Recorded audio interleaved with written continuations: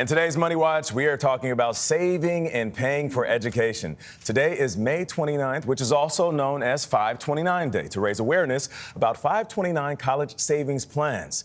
So how can you take advantage of the government programs for education? Well, we got some answers for you. CBS News business analyst Jill Schlesinger is here to break it all down. Good morning. Good morning. Okay, so for those who don't know, what is a 529 savings plan? So these are plans that are created from states, and they have great tax advantages. So you don't get any sort of benefit putting the money straight in, but the money grows without taxation. When you pull it out for your tuition payments and books, no tax due. Now, in some states, there's actually a benefit to putting money in, but you got to check your state directly. And cool thing is that you can own it as the parent, but grandparents can put money in, and we can have money that is moved between siblings. So if one sibling is, I don't know, maybe a great football star, like someone here, right, and the other sibling isn't, you can take Nate's money and push it over to your brother. So these are really wonderful ways to save. Best savings plan ever. I can attest. 2 kids taken care of.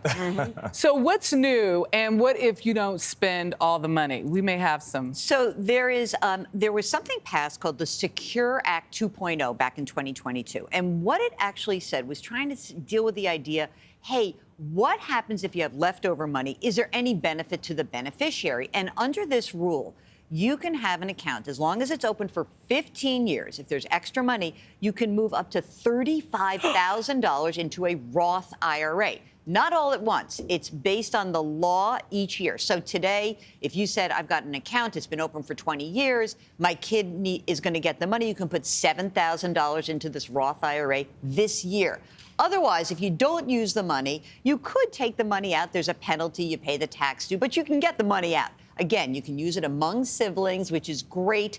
And it's also important to say that this can also be used for private high school and elementary school, up to $10,000 a year in certain states. How much should people borrow for college these days? What's the equation look like? Oh, my gosh. Well, I think the easiest way to think about it is to say, how much do I think I'm going to make in my first job?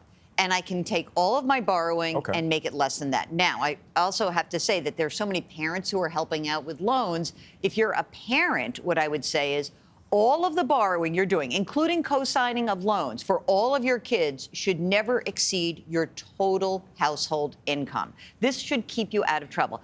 Also, I just want to tell you that we just had the announcement of new borrowing rates for college federal loans. They are astounding, you guys. For those parent loans, 9%.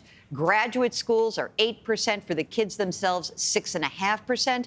This is an important conversation to have with your kids early on. We, as a family, cannot afford to send you to the most expensive school. We really have to keep this as a generational conversation. And the earlier you have it, the better. Wow. Jill, I love it when you come in here and talk about it. Me too. Appreciate you.